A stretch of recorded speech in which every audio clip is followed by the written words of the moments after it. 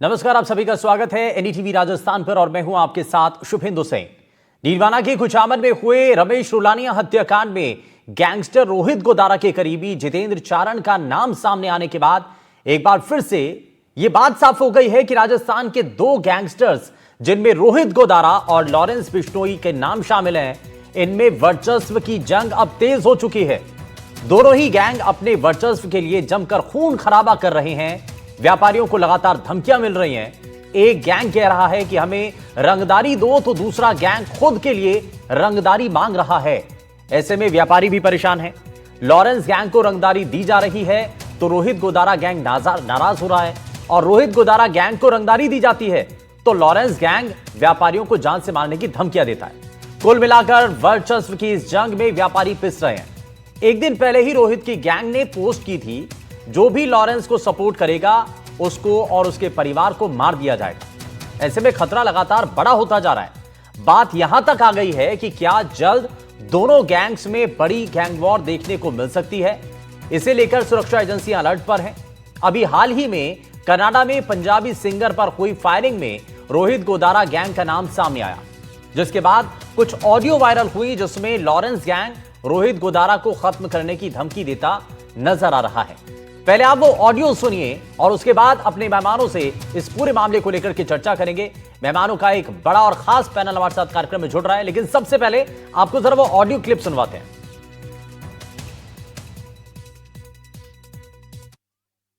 तो ये रोहित गोदारा है, लोरस भाई को गदार बोलता है।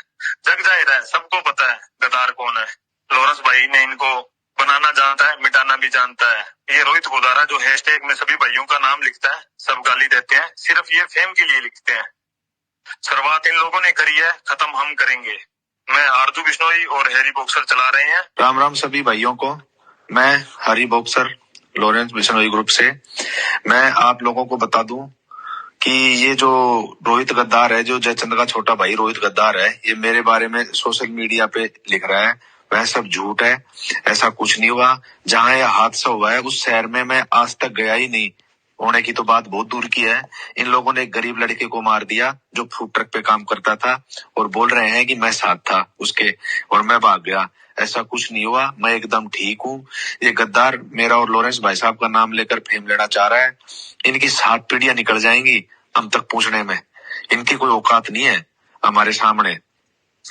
ये रोहित गद्दार एक चूहा है जो बिल में रहता है, कभी कभी बाहर निकलता है आसमान के तारे देखने के लिए। और इस गद्दार को एक बात बता देता हूं मैं, कि तेरे को मारने के लिए मुझे किसी हथियार की जरूरत नहीं पड़ेगी। मैं तुझे मेरे हाथों से मार दूंगा, एक बार मिल के देख ले। और लॉरेंस भाई साहब किसी को बढ़ा सकता है तो भाई किसी को मटा भी सकता है। तो ये वो ऑडियो क्लिप है, ये वो बातचीत है या धमकी का वो ऑडियो क्लिप है जो बड़ा तेजी के साथ वायरल हो रहा है। अब जरा आपको कुछ ग्राफिक्स के जरिए दिखाने की कोशिश करते हैं कि आखिर ये दो बड़े गैंग आमने सामने कैसे और क्यों आ गए, और इनके बीच क्या एक बड़ी गैंग वॉर होने की संभावना जताई जा रही है। इसको लेकर के वर्चस्व की जंग इसलिए इसको कहा जा रहा है। लॉरेंस बिश्नोई और रोहित गोदारा के बीच में ठन चुकी है। आनंदपाल राजू ठेठ की मौत के बाद यह विवाद बढ़ गया था और राजस्थान में बड़े गैंग वॉर की अब आशंका जताई जा रही है, क्योंकि दोनों गैंग अलग हो चुके हैं। व्यापारियों से करोड़ों रुपए की रंगदारी पर विवाद बढ़ता चला जा रहा है और व्यापारी दो गैंगस्टर्स के बीच फंस चुके हैं। अब सवाल यह कि आखिर व्यापारी किसको रंगदारी दें। दोनों ही गैंग व्यापारियों को धमका रहे हैं, उनको जान से मारने की धमकियां दे रहे हैं। गैंग वॉर को लेकर के राजस्थान पुलिस भी अलर्ट मोड पर आ चुकी है। वहीं लॉरेंस बिश्नोई जेल से और रोहित गोदारा विदेश से ये पूरा नेटवर्क चला रहा है। करोड़ों रुपए का आपसी लेन देन ये विवाद की वजह बना है और उसके बाद से ही दोनों के बीच में तनातनी हो गई। लॉरेंस और रोहित गोदारा में वर्चस्व की जंग की शुरुआत कैसे हुई ये भी हम आपको दिखा रहे हैं। और चलिए जरा बिना देरी किए आज के खास मेहमान से आपको मिलवा देते हैं। हमारे साथ हितेश बागरी जी कार्यक्रम में जुड़ गए हैं। हितेश जी, बहुत स्वागत है आपका एनडीटीवी पर। बहुत सारे सवाल हैं और सवाल यह भी कि आखिर जेल में रह करके कोई गैंगस्टर्स इतना बड़ा नेटवर्क चला रहा है, धमकियां देता है, व्यापारियों को टारगेट करता है, जान से मारने की कोशिश कर देता है, कुछ लोगों को जान से मार भी दिया गया। उसके पीछे कई बड़ी घटनाएं होती हैं, नाम सामने आता है गैंगस्टर्स का। ये कैसे हो रहा है? और बहुत सारे लोग ये पूछ रहे हैं कि भाई देश में नियम है, कायदे हैं, कानून है, लेकिन उसके बावजूद ये गैंगस्टर्स जेल में बैठ करके या विदेश में रह करके कैसे इतना बड़ा गैंग चला रहे हैं और खुलेआम धमकियां दे देते हैं।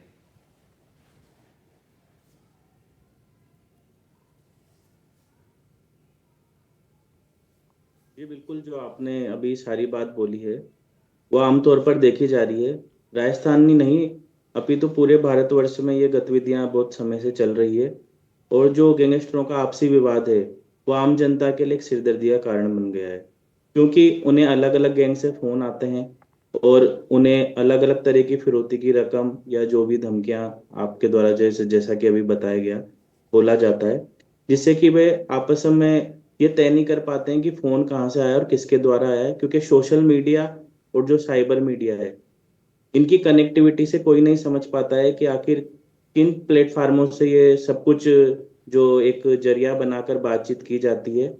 और पुलिस है वो इनकी जांच पड़ताल में इतना समय व्यतीत कर देती है कि घटना जो कि न होते हुए भी वो घटना घटित हो जाती है, और घटना घटित होने के बाद उसके तथ्य जुटाने के ये जो प्रयास किए जाते हैं वो कई बार विफल भी हो जाते हैं।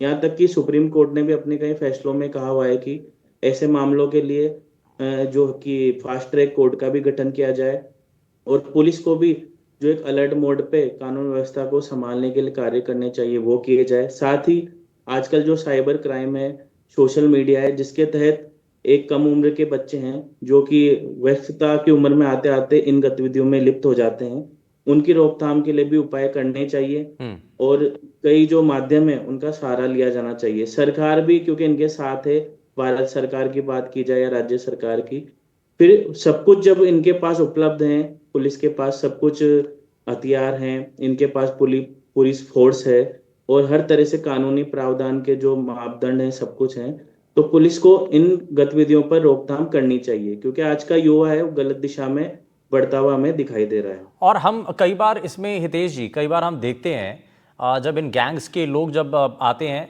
तो हम अक्सर पेशी के दौरान उनको देखते हैं तो उनके साथ जो है उनका हाव भाव, कोई डर नहीं होता, कोई खौफ नहीं होता। जो इतने क्राइम किए हुए हैं उनको लेकर के कोई मन में पछतावा नहीं होता। तो बहुत सारे सवाल भी होते हैं। उन सभी सवालों का जरा जवाब जानेंगे। स्पीच हमारे साथ कुछ और खास मेहमान कार्यक्रम में जुड़ गए हैं। हमारे साथ राजेंद्र त्यागी जी जो है कार्यक्रम में जुड़ गए हैं। सर बहुत स्वागत है आपका। रिटायर्ड एडिशनल एसपी जयपुर हैं। बहुत स्वागत है सर आपका। हमारे साथ रिटायर्ड आईपीएस अधिकारी मुकेश मीना जी कार्यक्रम में जुड़ गए हैं। मुकेश जी बहुत स्वागत है आपका। मैं इसमें राजेंद्र सर शुरुआत आपसे कर रहा हूं और जो ये फिलहाल जानकारी और जो तस्वीरें मिल रही हैं उसके मुताबिक ये कि एक बड़ी गैंग वॉर की संभावना, आशंका जताई जा रही है, क्योंकि दोनों गैंग अलग हो चुके हैं। अब ये भी कहा जा रहा है कि लॉरेंस गैंग इस वक्त थोड़ा सा कमजोर है, रोहित गोदारा थोड़ा सा पावरफुल है और अगर दोनों जो है आमने सामने आते हैं तो बड़ा नुकसान होगा। हालांकि प्रशासन बड़ा अलर्ट मोड पर है इसको लेकर। ये बात तो सही है कि इस दोनों की आपस में जो दुश्मनी बढ़ेगी, इसमें मेरा तो मानना है कि पुलिस को, प्रशासन को बहुत मदद मिलेगी, क्योंकि कुछ इन्हीं में से कुछ लोग हमारे पुलिस के लिए मुखबिरी करेंगे और हमारे को इनके बारे में कुछ सूचनाएं का आदान प्रदान होगा। मेरा तो ये मानना है कि जब तक क्या है, जितना दुश्मन जितना बढ़ता है और उसके ही लोग हमारे को सिफारिशें करते हैं या हमारे पास इन लोगों की जो सूचनाएं आती हैं वो इन्हीं क्रिमिनल से मिलती हैं। जब क्रिमिनल्स हमारे को सूचना देंगे तो ये सटीक सूचना होती है और इन सूचनाओं पर पुलिस बिल्कुल कार्रवाई करे। और अब आप देखिए राजस्थान में तो डीजी एजीटीएफ अलग से तैयार कर दिया गया है। एंटी गैंग के ऊपर दिनेश एनएम साहब को बड़ी जिम्मेदारी दी गई है। डीजी अलग से ऑपरेशन दिया गया है, एसओजी में आनंद श्रीवास्तव साहब को लगाया गया। तो मेरा मानना है कि हमारा तो ये है कि जितनी गैंग आपस में टूटेंगी उतनी मुखबिरी ज्यादा होगी और पुलिस को इसकी सहायता मिलेगी। अच्छा, एक चीज और भी हमें यहाँ समझनी होगी राजेंद्र सर के जिस तरीके से अभी पुलिस के लिए बड़ी चुनौती है और व्यापारियों को धमकी मिल रही है, बार बार ऐसे थ्रेट कॉल आ रहे हैं, एक की हत्या कर दी गई। आप देखिए, आप विदेशों में जा करके वहाँ पर गोलीबारी की घटना होती है, वहाँ पर सिंगर के ऊपर हमला कर दिया जाता है। इससे पहले जो दूसरे गैंग के लोग हैं उनके ऊपर, हरी बॉक्सर के ऊपर फायरिंग का मामला बताया जाता है। हालांकि उसके बाद एक ऑडियो भी सामने आती है हरी बॉक्सर की खुद की, वो बताता है कि ये सब कुछ बिल्कुल फेक है, ऐसा कुछ भी नहीं हुआ था, किसी और को टारगेट कर लिया, मेरा नाम उसमें जोड़ दिया। तो ये फिलहाल लॉ एंड ऑर्डर के लिए बड़ी जो है ना सिचुएशन बड़ी गंभीर बन चुकी है और लोगों में भी इस बात को लेकर के डर है कि साहब ये खुलेआम क्या हो रहा है, नियम है, कायदे कानून है, लेकिन उसके बावजूद एक अलग ही औरा चल रहा है जिसमें कोई बदमाश जो है वो सब कुछ नियम कायदे कानून सब ताक पर रखकर इस तरीके से धमकियां दे रहा है। बिल्कुल सही फरमा रहे हैं आप।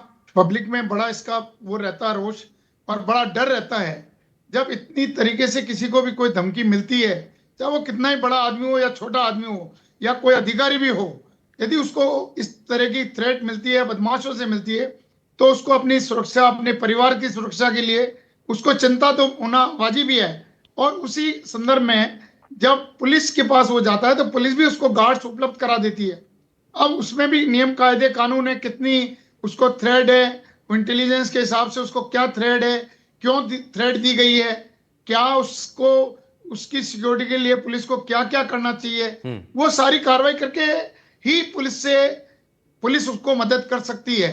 और उस मदद के लिए मैं आपको निवेदन करूं, यदि ये गैंगस्टर कोई सामने नहीं आ रहा, आप जितने भी आप ये शूटर लिए जा रहे हैं, ये कोई बिल्कुल नए नए लड़के हैं जिनको लालच, लोभ लालच देख करके ये तैयार करते हैं, बिल्कुल इनका माइंड वॉश करके तैयार करते हैं। तो मेरा मानना है कि ये ज्यादा दिन नहीं चलने वाले हैं ये इस टाइप के शूटर।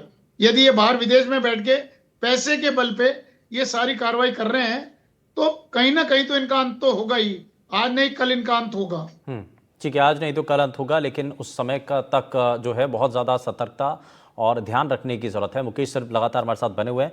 मुकेश सर, एक चीज़ हम इस पूरे घटनाक्रम के अंदर आपको कुछ दिखाई दे रहे हैं, और ये हाल फिलहाल में तो हुआ नहीं, इससे पहले भी कई बार हुआ है, जेल के अंदर बैठ करके वीडियो रिकॉर्डिंग होती है, एक बाकायदा पूरा इंटरव्यू शूट हो जाता है।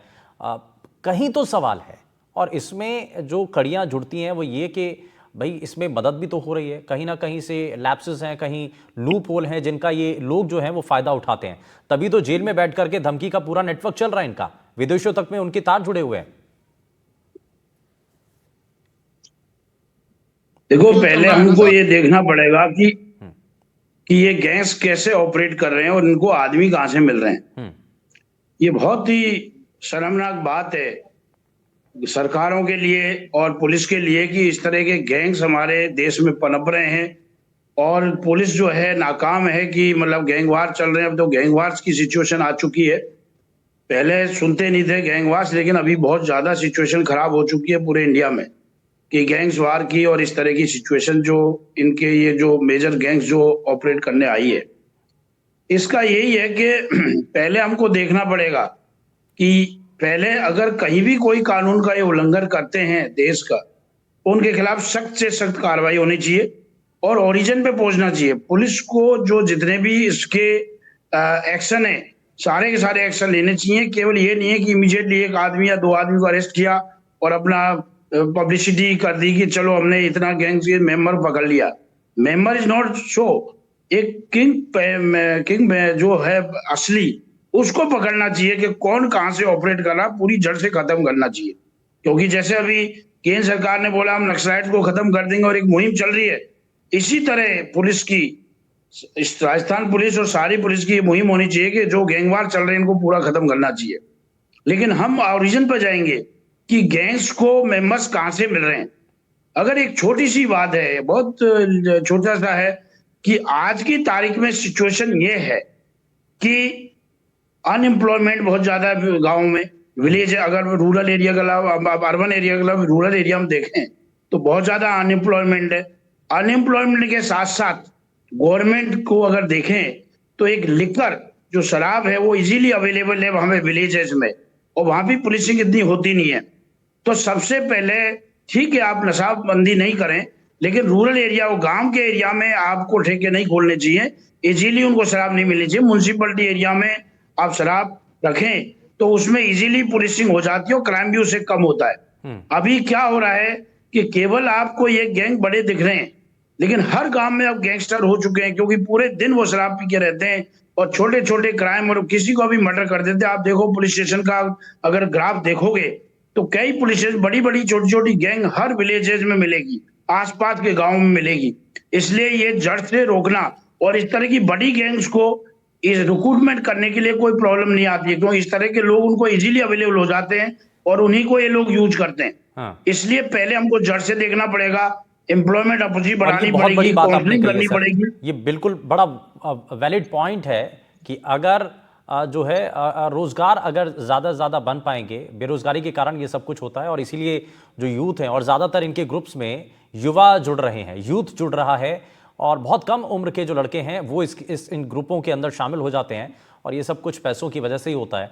और एक लग्जरी लाइफ का जो जो तस्वीरें दिखाई जाती हैं उसको लेकर के भी ये सब चीज़ें नजर आती हैं। राजेंद्र सर, इसमें ये तो साफ है कि भाई अगर जो बेरोजगारी अगर उसको दूर किया जाए, रोजगार के नई चीज़ें अगर जोड़ी जाएं तो शायद जो नए लोग इन ग्रुप के अंदर जुड़ रहे हैं तो पहली चीज़ तो ये वो आना बंद हो जाए, दूसरा इन बड़े बड़े ग्रुप्स के जो फंडिंग है उनको रोका जाए, कहां से सपोर्ट मिल रहा है, कहां से फंड आ रहा है। फाइनेंशियल अगर क्राइसिस इन ग्रुप के अंदर बन जाए तो धीरे धीरे कमजोर होते जाएंगे। इनको कैसे तोड़ना है तो ये उसके बेसिक पॉइंट होने चाहिए। राजेंद्र सर, ये बिल्कुल सही फरमाया सर। सर ने जैसा कहा मुकेश जी ने कि बिल्कुल जब तक एम्प्लॉयमेंट आ जाएगा, मगर मेरा तो ये मानना है सर कि एम्प्लॉयमेंट कितना है, कितने लोगों को आप दे सकते हैं, भारत की जनसंख्या कितनी है, और इसमें जो आ रहे हैं वो कोई ज्यादा पढ़े लिखे लोग भी नहीं है। ये जितना अज्ञानता है, अशिक्षा है, जो नहीं पढ़ पा रहे, गांव से आवारा हैं, वो लड़के जो छोटे छोटे अपराध कर रहे थे उन्हें अपना नाम बनाने के लिए और इन लोगों से अपना नाम जोड़ने के लिए वो आगे तैयार हो रहे हैं। मेरा कि अपराध को अपराधी अपने आप मिल रहे हैं। और सर कई बार केसेस में और कई जो शुरुआती जांच है उसमें जब सामने आती है जानकारी तो बताया जाता है कि जेल के अंदर ही अक्सर जो दूसरे लोग हैं, मेंबर्स जो हैं, वो यहीं पर अपने टीम के सदस्यों को ढूंढते हैं, वहीं पर तलाशते हैं। तो सर वहां सबसे बढ़िया अप्रोच मिल जाती है उनको।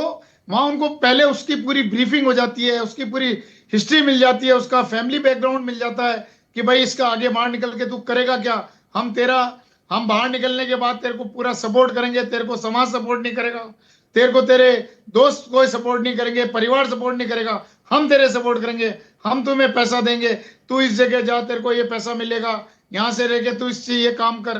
तो इस तरीके से माफिया, बिल्कुल आप सही फरमा रहे हैं, जेल में बैठ के ये माफिया लोग इस तरीके के जो चुटपुंजे जो बदमाशों को अपना पूरा सपोर्ट, अपना पूरा धन बल दे करके, हथियार दे करके अपनी गैंग तैयार कर लेते हैं। अच्छा, वो अपराधी हैं, उनको मालूम है कि मैं बाहर निकलूंगा, मुझे और कोई सपोर्ट करने वाला है नहीं, मुझे सपोर्ट यही लोग करेंगे।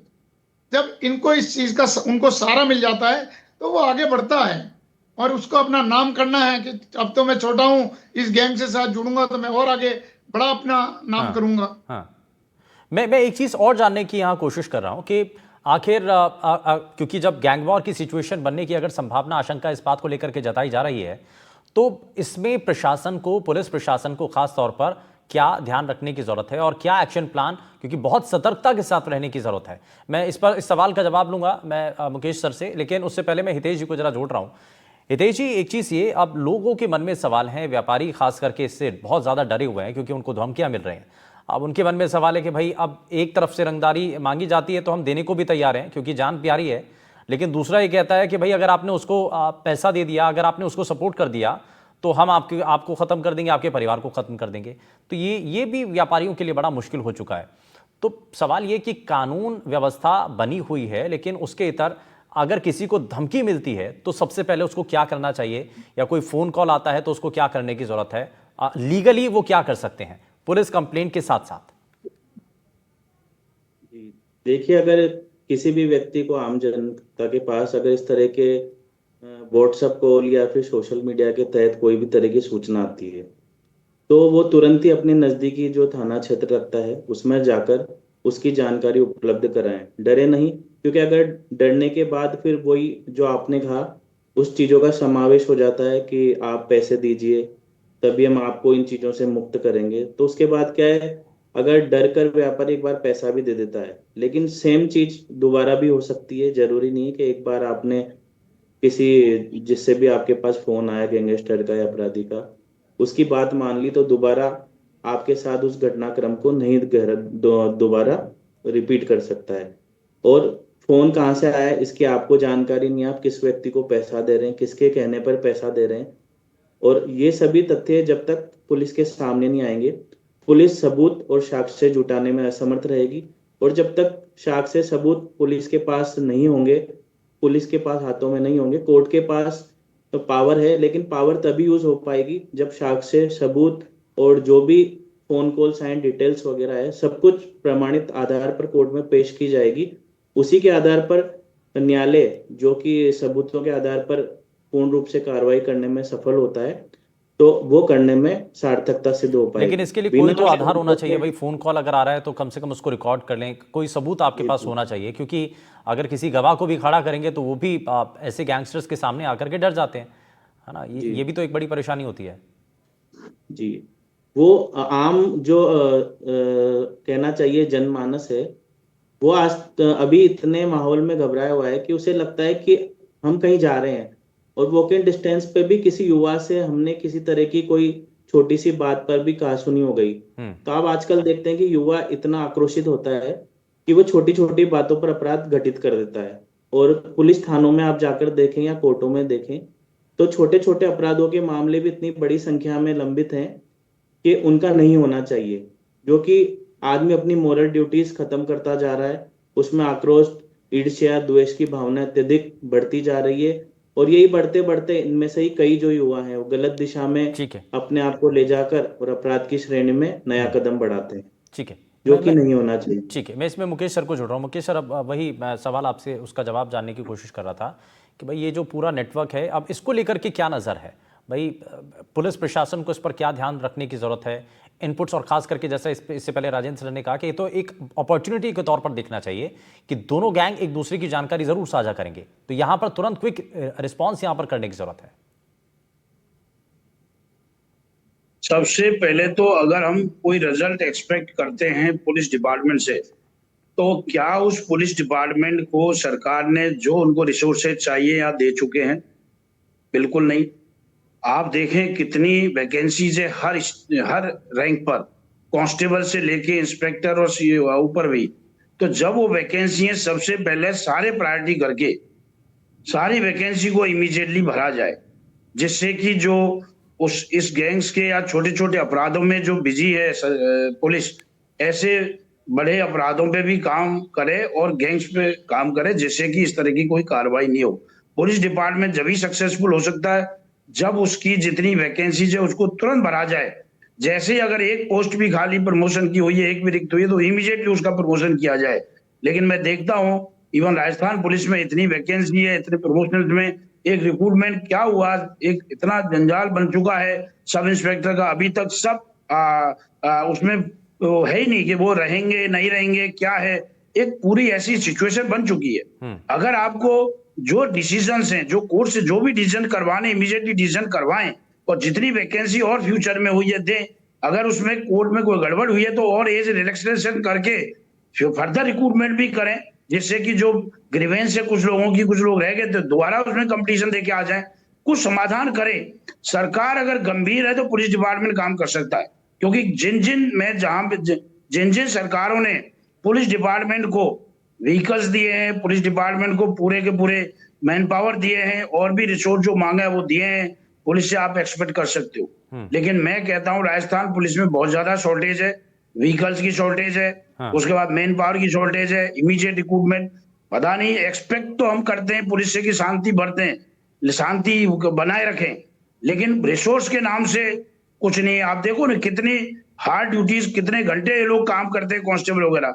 How can you expect? एक फायर फाइटिंग सी सिचुएशन होती है कि एक काम हुआ, नेक्स्ट डे उस पुलिस स्टेशन दूसरा काम हुआ, तीसरा हुआ, वो पहले वाले प्रायोरिटी को भूल जाते हैं। तो इमीडिएटली अगर गवर्नमेंट सीरियस है तो गवर्नमेंट जितने भी डिस्ट्रिक्ट एसपीज हैं, जितने भी आईजीज हैं, जितने कमिश्नर्स हैं, सबसे रिपोर्ट मांगे, भाई तुमको चाहिए क्या, और उनकी रिपोर्ट को कोई भी कम नहीं करे, इमीडिएटली करे। ऐसे कई पुलिस ने, कई स्टेट ने किया है। यूपी पुलिस है, काफी रिसेंट यूपी पुलिस में काफी भर्तियां हुई हैं। इसी तरह तेलंगाना जब बना था तो तेलंगाना में जो पुलिस की रिक्वायरमेंट थी वो सारी फुलफिल की और तेलंगाना को पीसफुल बनाया। क्योंकि अगर आप पुलिस को पूरा एक्सपेक्ट करोगे, बिल्कुल, बहुत सही बात है कोई सर। जादू की छड़ी तो है नहीं। हाँ। आपको सारे के सारे रिपोर्ट देने पड़ेंगे। और मैं लास्ट में फिर कहना चाहता हूं कि आपको रेवेन्यू नहीं कमाना लिकर से, नशाबंदी से। आपको ना ये क्या क्या लिकर बेच के, आपको रूरल एरिया में नशाबंदी करनी चाहिए। ले जिसको पीना है पिए, लेकिन बिक्री नहीं करनी चाहिए। बिक्री नहीं केवल करनी चाहिए, ये म्युनिसिपैलिटी बहुत बड़ी एरिया में बात करें है। जहाँ और पुलिसिंग ऐसे ही कई ये पॉइंट्स हैं बहुत बड़ी मुकेश सर, बात है। पूरे के बिल्कुल पूरे आपने सही गांव कहा, ऐसे कई पॉइंट्स हैं जिनको विदेश बहुत का ध्यान में रूरल रखने की फैब्रिक जरूरत है। और इसमें फैब्रिक एक पूरा बात ये बिगड़ भी चुका है। सारे जी। गांव में कोई जा नहीं सकता, इतना बुरा हाल है गाँव का। बिल्कुल बिल्कुल सर, ये बहुत सही बात आपने कही है। और कैसे हम इसको रोक सकते हैं, इस पर हमें नजर बनाने की जरूरत है। बहुत शुक्रिया सभी खास मेहमानों का कार्यक्रम में शामिल होने के लिए, अपना कीमती समय देने के लिए। लेकिन गैंगस्टर्स पर जो लगाम है वो लगाने की जरूरत है। एक छोटे से ब्रेक के लिए रुक रहे हैं, आपका ही मत जाएगा, बने रहिए एनडीटीवी राजस्थान के साथ। नमस्कार।